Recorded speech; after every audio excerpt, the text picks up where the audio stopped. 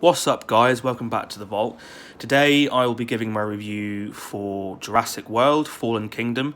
So let's just jump straight into it. This one opens with a return to Ila Nubar as it is in the throes of a terrible thunderstorm.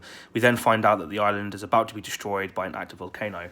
Some of the old cast return for this one. Chris Pratt again shines as our leading man. He is once again joined by the lovely Bryce Dallas Howard, who gives yet another strong performance.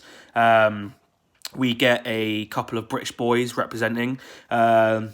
We have Rafe Spall and Toby Jones, who both expertly play a couple of sinister, greedy businessmen. The standout for me, however, was BD Wong. I love him in Mr. Robot, and I just think he's a really strong performer. I really hope he continues with the franchise. Now, the story, it does get some things right, but then it lacks in certain other aspects. For instance, it's overly cheesy and just filled with this clunky and cliche dialogue. And the majority of the jokes don't really seem to connect either. What it does excel at, however, is creating some really tense and sad moments. Whether that's drawing blood from a sleeping T-Rex or the absolutely heartbreaking moment where a Brachiosaurus is devoured by lava and smoke as it cries for help. That one just really got to me. The CGI and special effects are a little wonky in places, but it makes up for it with the realistic look of the dinosaurs. This also allows for just some fantastic shots. My personal favourite being of the Indoraptor as it screeches against a backdrop of the full moon whilst a storm rages around it. Great shots like these are thanks to our talented director, Colin Trevorrow, who manages to convey so much story with just one shot. And he's just also really talented at ramping things up during the more tense moments. He's also really skilled at giving us gore with not a lot of gore, as is evidenced when a poor chap has his arm ripped off. I'm just really happy that he came back to direct this second installment. And it looks like we'll also get him back for the third one too. I'm also really intrigued to see what he does with Episode 9 of Star Wars.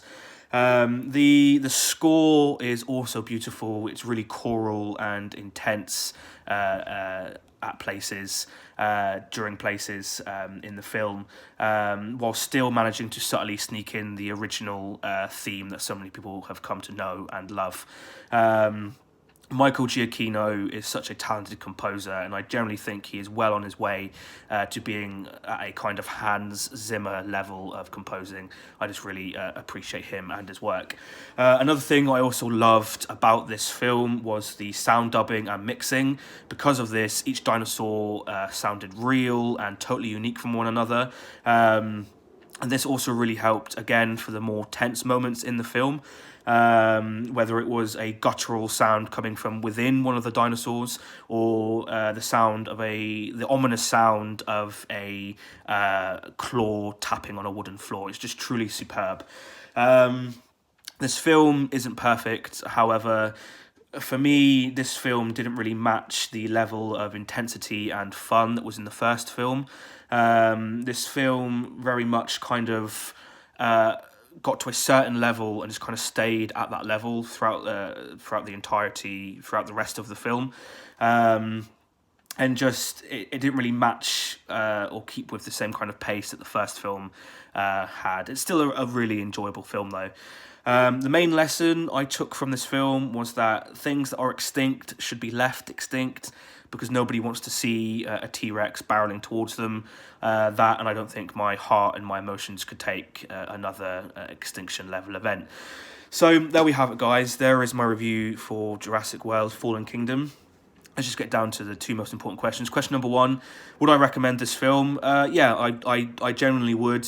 It's definitely a popcorn film. It's definitely a family film that you can take, your family to, and enjoy it with them.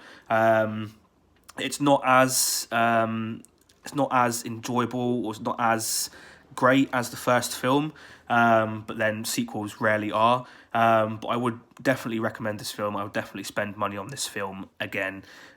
So yeah, that's that one.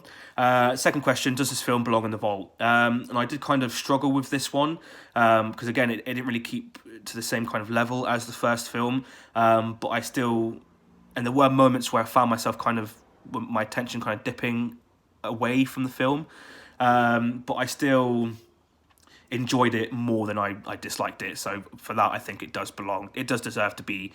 It does deserve a place in the vault, although very, very barely it deserves a place. So there's that little diamond star, and then it's gone again wherever it goes. So we have it, guys. If you've seen the film and you liked it, let me know what you liked about it down in the comments below. If you've seen it and you didn't like it, again, let me know down in the comments below what you didn't like.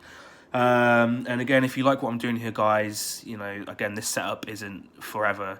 If you like what I do here, you know, please like, subscribe, share me with your friends, you know, and until the next video, peace and love, my dudes.